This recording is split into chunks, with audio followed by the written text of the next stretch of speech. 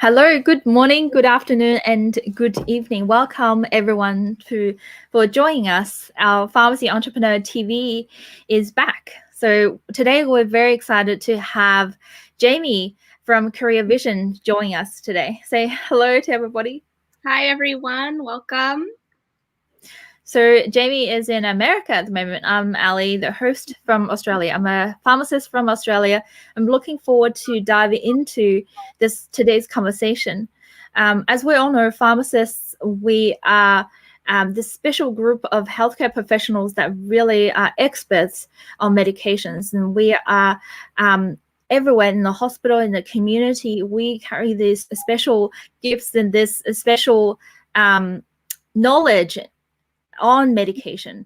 But a lot of pharmacists realize once you get to a certain point, you will get to a hospital, a community, we feel that we can do more for the community. We can do more with our lives.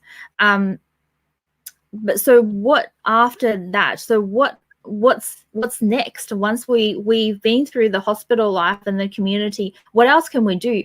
What are some skill sets we have to be utilized for, if we want to venture out into other industry, or if we want to get into the entrepreneur world?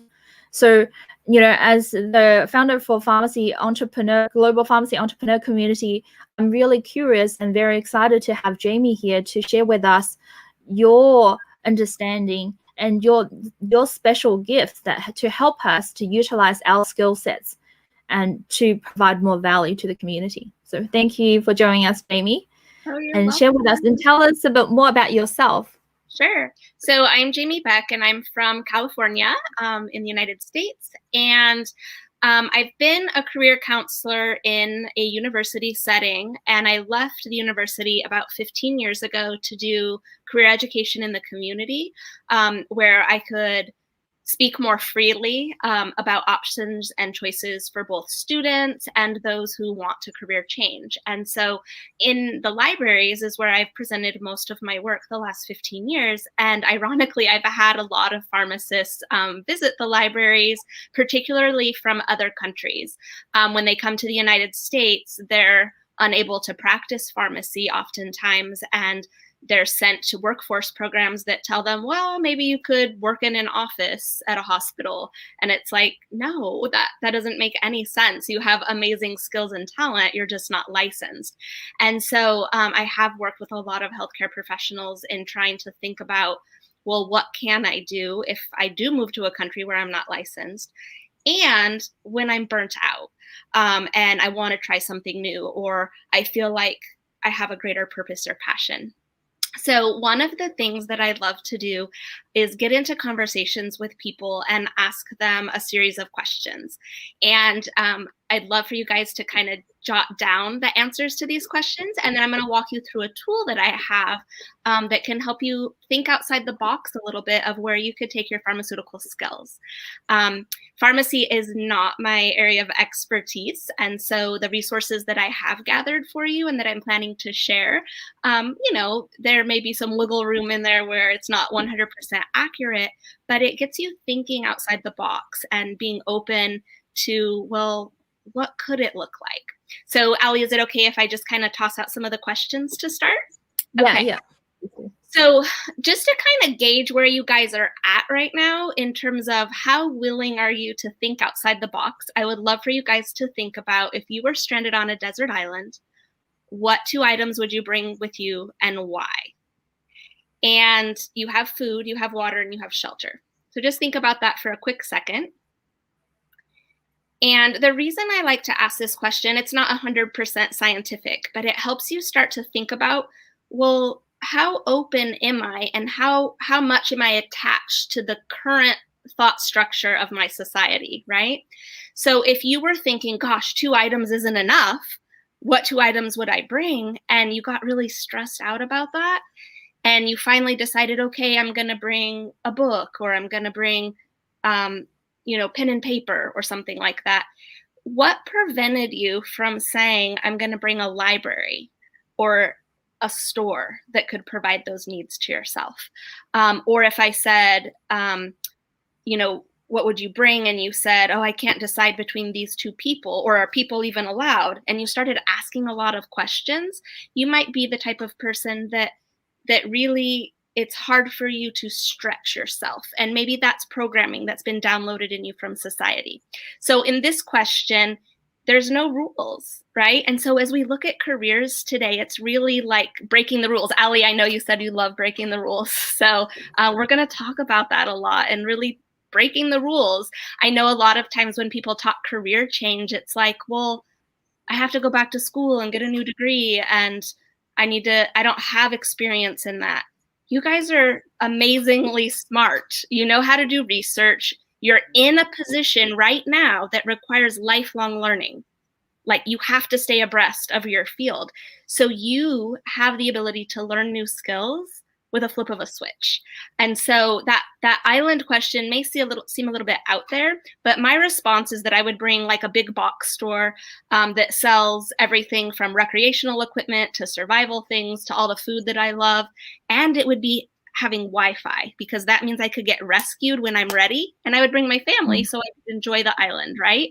But I didn't accept the fact that I had to stay there, right? And so with pharmacy, I want you to think about that. It's like, this isn't the end. I remember working with a PhD years ago, and she actually solved the avocado disease crisis in California. And then she was done, right? It was solved. And so then what? That's what she went to school for. I think her family had a history in farming, and that was really important to her. And it was just like, now what, right? And so it was this quest of like, well, I have all this debt, and I spent all these years, like, to just walk away from it and do something new feels not authentic. But this is your life. When you guys go to work, you're spending at least 24% of your week working. And you're going to spend more than 50 years of your life working and sleeping. So you need an amazing mattress, and you need an amazing job. So that desert question is going to lead us into our next questions. So really think outside the box on these questions. Don't really answer them as a pharmacist, just answer them as a person. And there are no rules, okay? So the next question is, what's in your browser history? Where are you hanging out on Clubhouse? What do you follow on Instagram, right? What's in your feed at 2 a.m. when you can't sleep? What are you doing? And so this can say a lot about you. And I want you to jot those answers down, because we're going to use those to look in the database a little bit later. And those questions show where you're spending your time in this current moment. It could look very differently when you were a new parent and you were Googling constantly, like, how to raise your children. It could look very different when you were getting ready to get married or you got divorced. It could look very different when you were in a new position versus you've been there a long time. We go through ebbs and flows. And sometimes our browsing history or what we follow has absolutely nothing to do with anything other than a need it's fulfilling. So for example, lately I was sick for a week, and I was bored and just needed to do something mindless. And there was this game, and it's like this interior design game.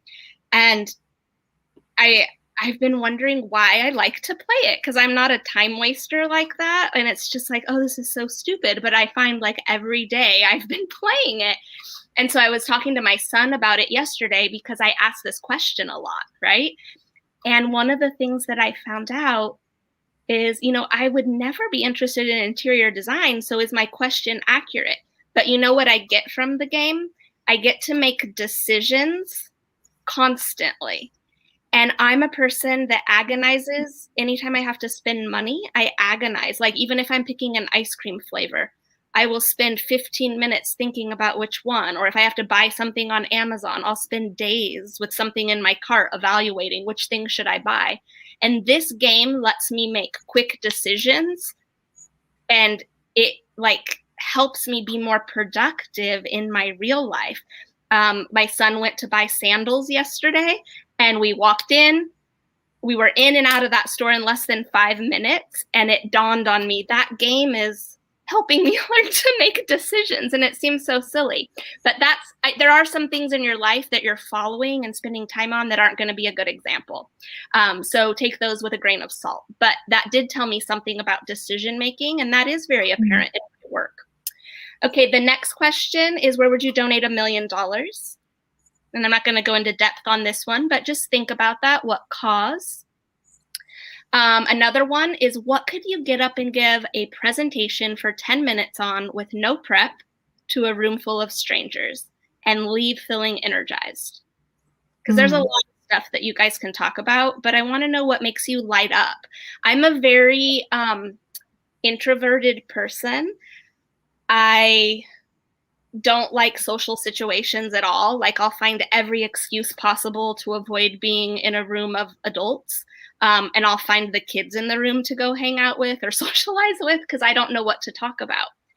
But if someone needs a resource, you can't shut me up. And I come to life and I'm following you everywhere, trying to tell you all of these ideas. And so when I'm in my wheelhouse, I am so extroverted. And so I want you to think about that for you. Like, what's the thing that you just get so passionate about? And it may tie into what makes you cry and what makes you laugh. Or sometimes I like to ask, what's a bumper sticker you'd be willing to put on your car and defend no matter who saw it, right? Like, you're so proud of that. Or another question to think about too is, what's something that you get into arguments with people about at the holidays or at the office? And it's like, that's a banned subject now. Okay.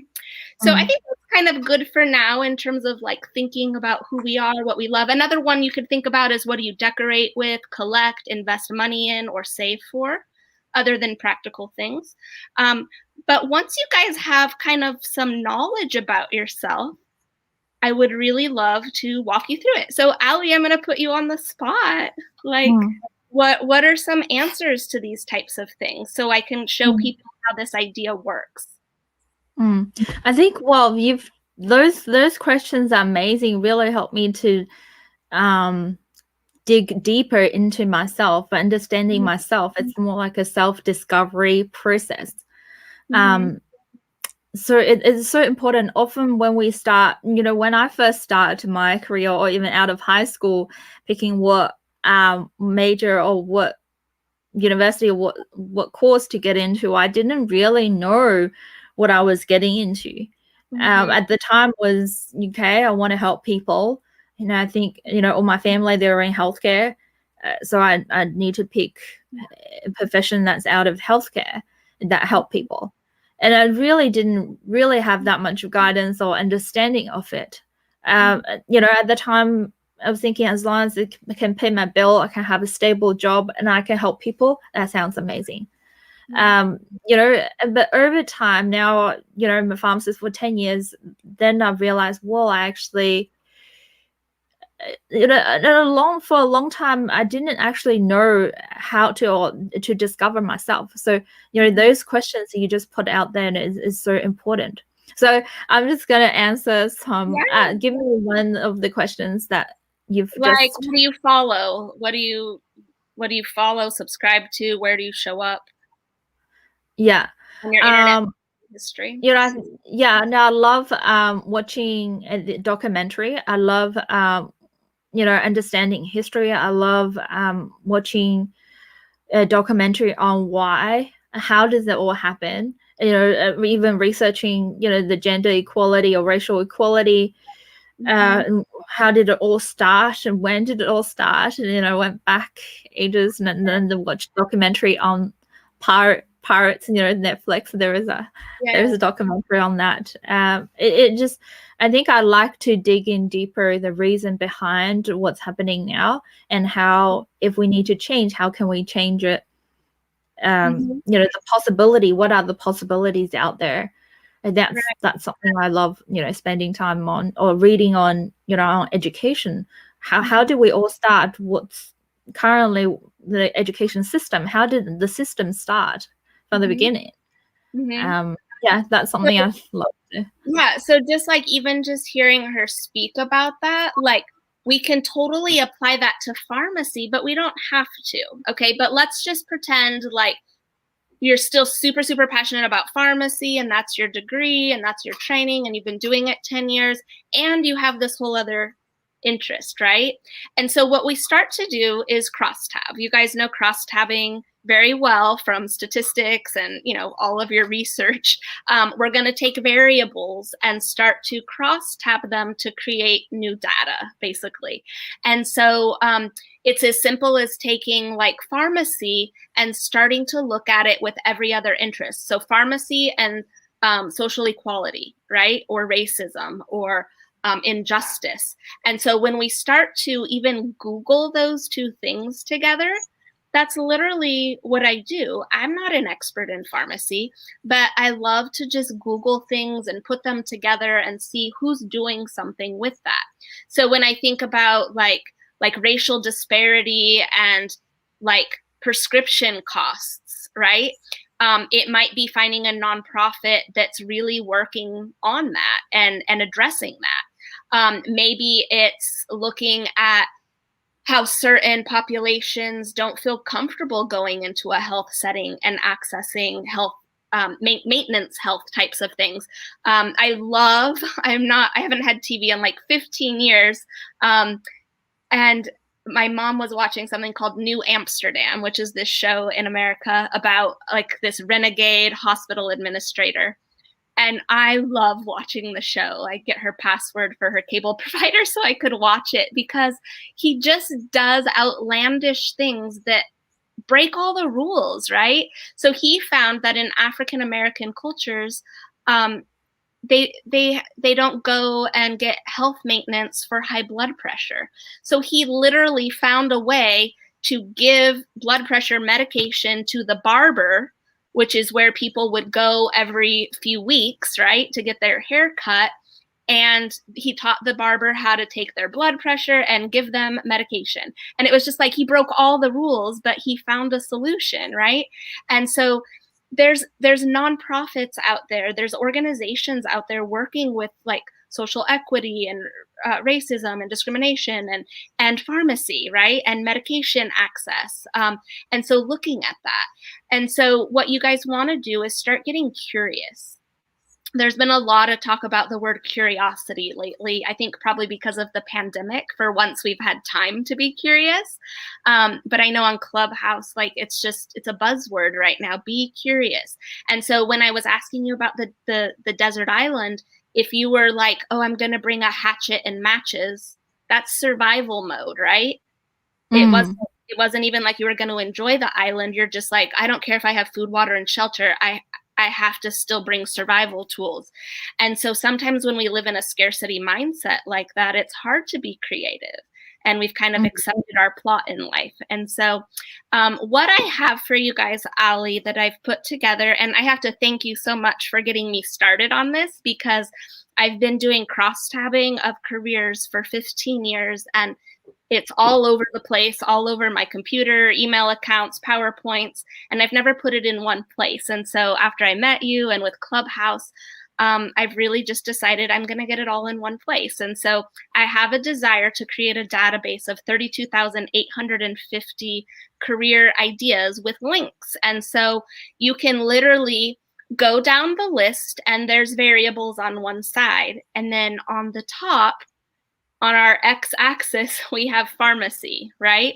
And in the y-axis, you're going to see I used, to create the left side, I used in America, we have something called the Princeton Review, which has all of our majors for college. And I started with that, but I'll slowly be adding in other layers. So eventually you'll see even Harry Potter listed there. And how do we connect that, right? And so I've put in over 100 ideas just for pharmacy, and I'm just getting started. I'll be adding to this all year till I get to 32,850 jobs. And it's really fun to just kind of go through. So for example, remember I was mentioning that interior design game? Let's say that I wasn't playing it to learn how to make choices. if you love interior design and you're a pharmacist, but like you find that you follow all these interior design things and you've really laid out your pharmacy in a great space and people comment about how nice it is, you can literally become a consultant and work for an interior design company that specializes in pharmacies. And so I have a link to a company that's really doing that, right? Unfortunately, most all of my examples are US based because that's what I know. But if you guys have things to add, you can email them to me and I'll add them. And slowly I'll be making this more inclusive worldwide. But you can take a US example and then search in your country for something similar. But for example, what's so cool about this is it allows you to just dream a little bit and see like, well, where else does pharmacy intersect another space, right? So for example, if you find that you're always making fun songs and you're good with words and you think on the fly about like rhyming and rapping, and you used techniques to get through school, of putting all of the medications and everything to song, like that was your gift and all your friends were like, can I be your study partner? Can I have access to that? Wait, what was that song again? You can literally put that together and be selling it to other pharmacy students. I ran across a great site recently where a nurse has put all of her study stuff online for nursing students to download. It's beautiful, it's color coordinated, it's organized, it's like amazing. And she has so many downloads of it. And so it's thinking like, how can I repurpose my pharmacy school? Maybe you went to pharmacy school and you just graduated and you're like, oh, I so don't want to be a pharmacist, right? Well, it doesn't have to be wasted. Like if you're thinking, well, I'll go back to school and be a teacher or something, it doesn't have to be wasted. You could tutor and teach students in the pharmacy program right now, right? So this list is on my website. It's called careervisionbyjamie.com. And it's free. You can just go in. It's nothing pretty to look at right now, but you can start going through and getting ideas of what's available. Yes, thank you, Ali. There it is. It's right on the homepage. It's in an Excel sheet. I'll be putting it in a database like Airtable soon. But I really encourage you guys to just kind of go through the list and start thinking about, well, where does it intersect? And that's if you want to stay in pharmacy. Perhaps you start to think about, well, I don't want to do anything with pharmacy anymore, but I'm really good at chemistry. I'm really good at math. Like, where could that take me, right? So for example, math, one of the things in America, I'm not sure how it translates in other countries, but in America, as long as you can pass a calculus level 3 math test, you can become what's called an actuary. Actuarial science. In America, we also have a movie called Along Came Polly. That's my media reference to kind of show people what it is. Actuaries work at insurance companies assessing risk. So for example, in the movie, there's a guy who swims with sharks and jumps through fire and like does all these crazy things because he's like a millionaire and a daredevil. And the actuary is like sitting there like constantly calculating his life insurance. Like, oh my gosh, like this guy's going crazy, right? But what's cool about an actuary is in America, you don't need a college degree. You just have to pass calculus level 3, right? And actuaries like start at a base pay and then they have to have so many hours of work and then they can take the next test. And so, in about 6 years, you can be a full-fledged actuary. And be all the way certified in that. And I think it, pays $200,000 or so once you have all your certifications. But there's jobs out there like that maybe you never thought of. Or perhaps you love music and you were always interested in like algorithms and statistics and like your brain works mathematically in that way. And it's thinking about, well, gosh, I listen to Pandora every day. Or I listen to Spotify every day. Have I ever looked for a job there to see how I could use my analytical mind in something I actually love? So the point, Ali, really is this concept of walking around the world using career vision. So I taught my daughter, since she's been very young, that anything she looks at is like watching a movie and seeing the credits run. So every single product that you look at has thousands of jobs related to it. And pause one moment, I've got to get my computer cord. I'm so sorry. Okay. While Jamie's getting ready, I'm just really excited to see from her perspective and how you see the world. You know, there's so many possibilities out there. So, and I think it's perfect you're here to really share with us from your perspective. And often when we're working as pharmacists, we feel like we only have an option of working in community or working in the hospital or industry, these big categories. But there are so many other possibilities out there that, you know, so I'm so thankful that you're here to share with us. Yeah, so if you use this concept of like movie credits, I would love for you guys to walk around your pharmacy or your lab or wherever it is that you're working and walk around and literally start running credits on things. So it's like, oh, this pill dispensing machine, that's, you know, robotics is involved with that, right? And you're looking at the manufacturer of that, and maybe you're going to go to their website and you're going to read their jobs, right? Or maybe, Allie, you are watching a documentary on Netflix, and maybe it's one about prescription drug use and overuse. And you decide like, hey, I'm going to look up some of these people that worked on this project and see if I could collaborate and do something in my country similar, right?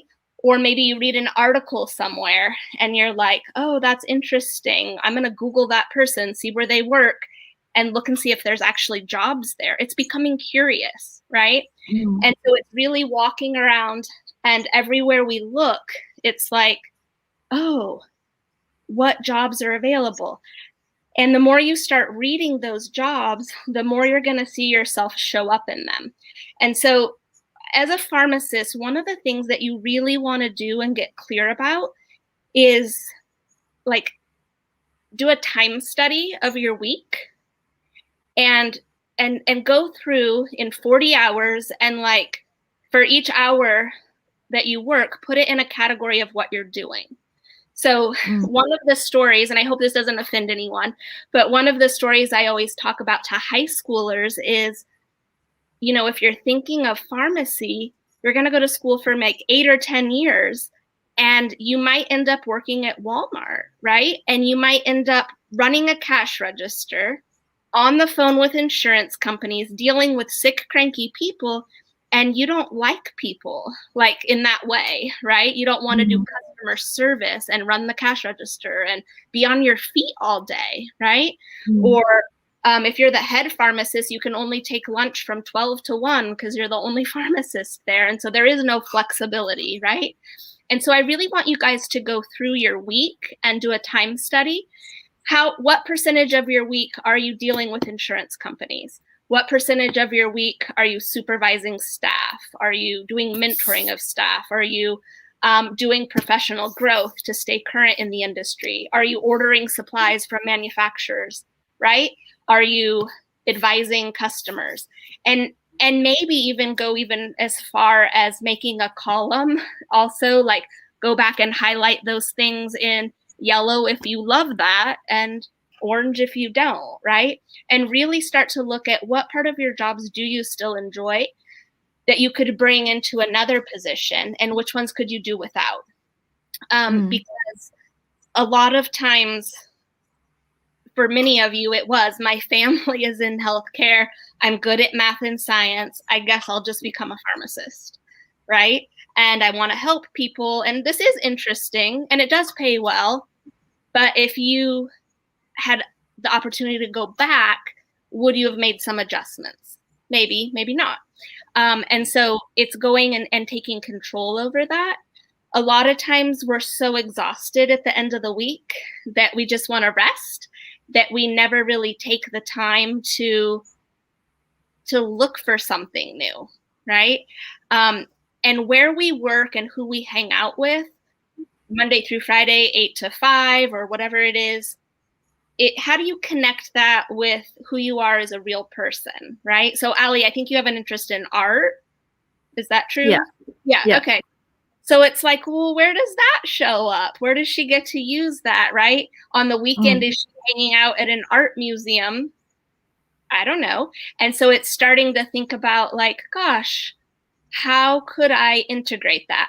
I've seen some amazing art exhibits with people who are on medication where they've done things with their pill bottles, or they've done things like with bandages that they've had to use after every time they were stuck with a needle for their IV, like just some really cool stuff. There's even a pharmacy museum that walks you through the history of pharmacy and how did it get started, right?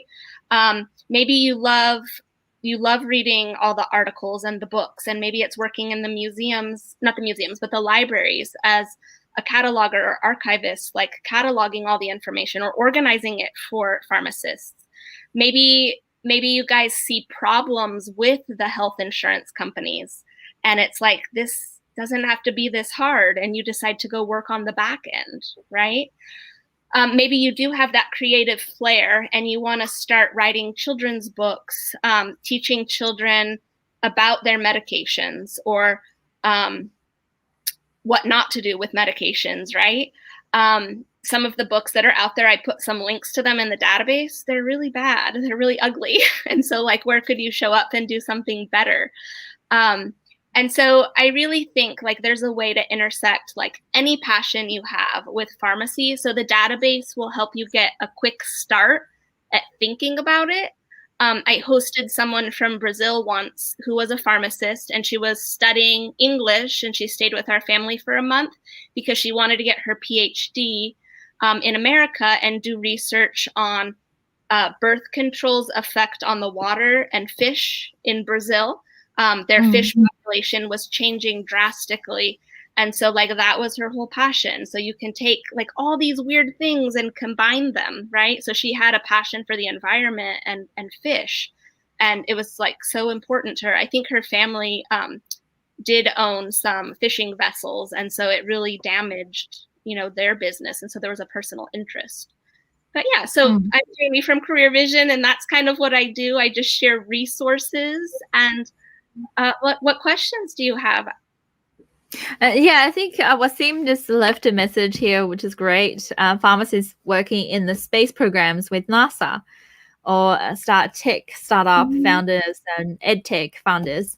And I think that's great because, that's entrepreneurship is, how next step is how can pharmacists utilize our skill sets and enter in the world of entrepreneurship and become startup founders, utilize our tech. Our pharmacists were scientists, use our scientists mindset and scientists way of thinking to create something new, to help the community, as you said, research about the water, anything that we're interested in. And I think it's very important is to step outside of our comfort zone and realize that, hey, we can do that. If you're interested in it outside your current 9-to-5 job, your job, you can start researching. You can spend some time thinking about exploring whatever that you're interested in.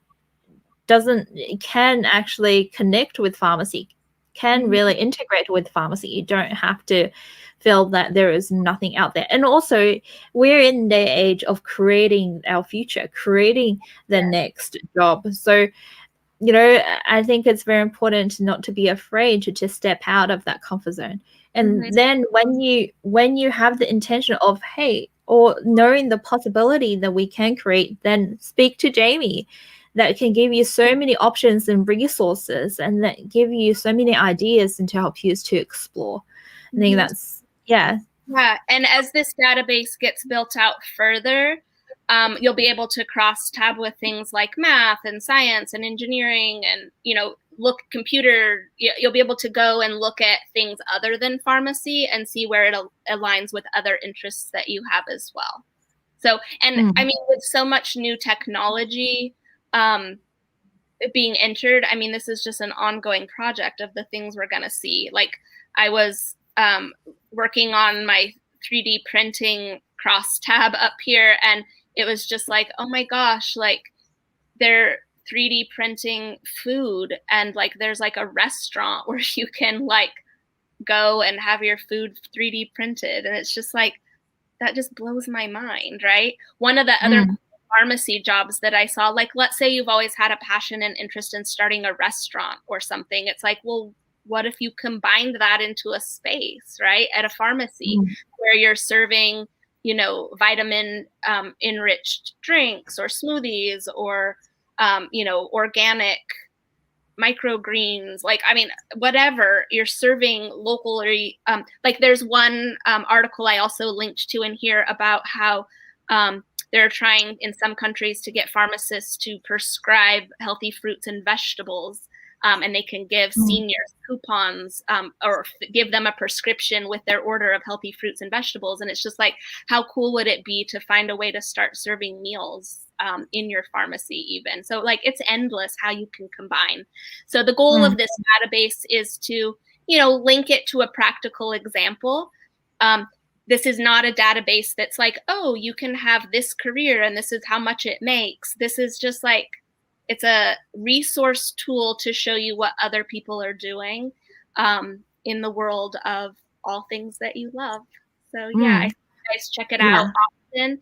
And then I do different clubhouse rooms on topics. I know, Ali, you joined us for jobs in art. So yeah, if anyone wants to pursue this further, just let me know and we can talk more about jobs in pharmacy or any interest that you guys have. Yeah, thank you so much, Jamie, for sharing with us. And I think that database is so impressive and comprehensive. That's very, and then I've realized that, you know, ever since school, I only know pharmacy industry. I know, you know, I've been working in it and day in and day out. I don't actually know what's out there, you know, what people are doing in other industries. So it's definitely a great, you know, resources for me to learn and be curious about what other people are working on. So thank you so much for sharing with us. Oh, you're so welcome, Ali. Yeah, so everybody, if you're watching this or watching the replay, please leave your questions or comment below and reach out to Jamie to say hi. I have her website here and the comment below, and also join her on Clubhouse, and she runs a lot of really great rooms. And I was really inspired, you know, by what you said, those questions. So yeah, so thank you again. So everyone, will be continuing our Pharmacy Entrepreneur TV, and we will bring in more experts and to help us to gain skill sets and also mindsets, as well as inspire us to utilize our pharmacy skill sets and our passion and our, you know, creativity, as well as entrepreneurship skill sets to help us, you know, create platforms, products, or services in the near future, and to help us all create better value for our community.